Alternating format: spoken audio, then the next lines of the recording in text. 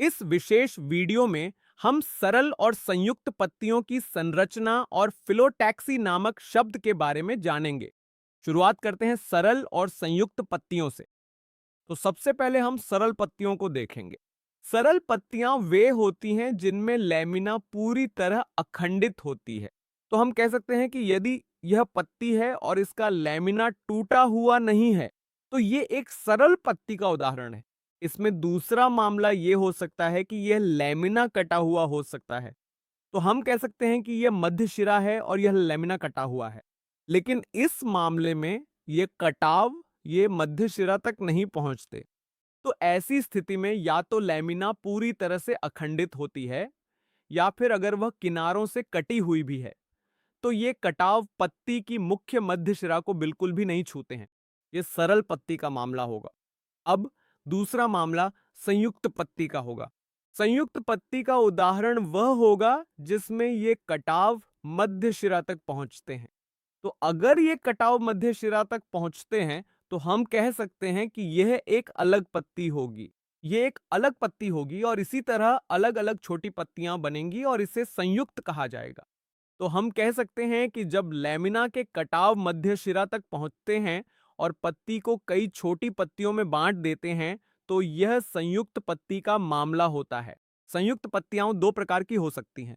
पहला प्रकार पिन्नेटली संयुक्त कहलाता है और दूसरा प्रकार पामेटली संयुक्त कहलाता है। पहले मामले में हम देख सकते हैं कि यह पिन्नेटली संयुक्त पत्ती का उदाहरण है। अब इसमें एक सामान्य अक्ष होगा, तो यह है वह सामान्य अक्ष, और इस सामान्य अक्ष पर कई छोटी छोटी पत्तियां उपस्थित होंगी। तो यह पिन्नेटली संयुक्त पत्ती का मामला है।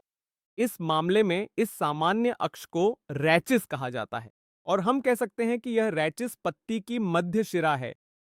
एक सामान्य उदाहरण जो यहां दिखाया गया है वह नीम की पत्तियां हैं। संयुक्त पत्ती का दूसरा प्रकार पामेटली संयुक्त कहलाता है। तो यह हथेली के समान दिखता है। इसमें छोटी पत्तियां एक सामान्य बिंदु से जुड़ी होती हैं।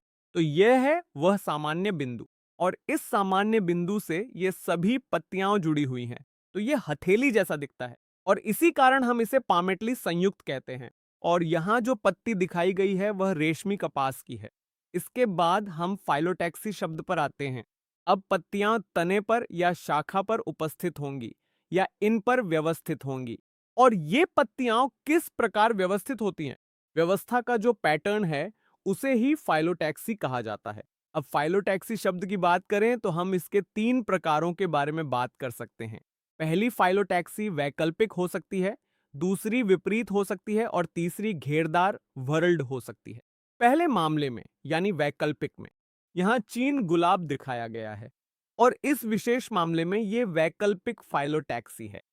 तो इस मामले में यह नोड है। नोड वह बिंदु है जहां से पत्ती निकलती है और इसमें एक नोड से केवल एक ही पत्ती निकलेगी और यह क्रमशः वैकल्पिक रूप से आगे बढ़ेगा। मान लीजिए उदाहरण के लिए यह नोड है, इससे यह पत्ती निकलती है। एक और नोड होगा और पत्ती विपरीत छोर पर निकलेगी। अगले नोड से फिर से वैकल्पिक रूप से पत्तियां निकलती जाएंगी और इसी कारण इसे वैकल्पिक फाइलोटैक्सी कहा जाता है। उदाहरण है सरसों, सूरजमुखी और चीन गुलाब जो यहां दिखाया गया है। फाइलोटैक्सी का दूसरा प्रकार विपरीत फाइलोटैक्सी कहलाता है। विपरीत फाइलोटैक्सी के मामले में एक ही नोड से दो पत्तियां निकलती हैं। तो इससे जोड़िए, इस नोड से यह जोड़ी है, इस नोड से यह जोड़ी है। तो इस विशेष स्थिति को विपरीत फाइलोटैक्सी कहा जाता है और उदाहरण है आख, कैलोट्रोपिस और अमरूद। तीसरी फाइलोटैक्सी को विहरल्ड घूर्णित कहा जाता है। अब यदि एक ही नोड से दो से अधिक पत्तियां निकलें, पहले मामले में जैसा कि हमने देखा एक नोड से केवल एक पत्ती निकल रही थी, दूसरे मामले में एक नोड से दो पत्तियां निकल रही थीं। और यदि एक नोड से दो से अधिक पत्तियां निकलें और वे एक घूर्णित व्हर्ल जैसी संरचना बनाएं, तो इसे घूर्णित फाइलोटैक्सी, व्हर्ल्ड फाइलोटैक्सी कहा जाता है। और इसका उदाहरण है एल्स्टोनिया, जिसे इस विशेष चित्र में दिखाया गया है।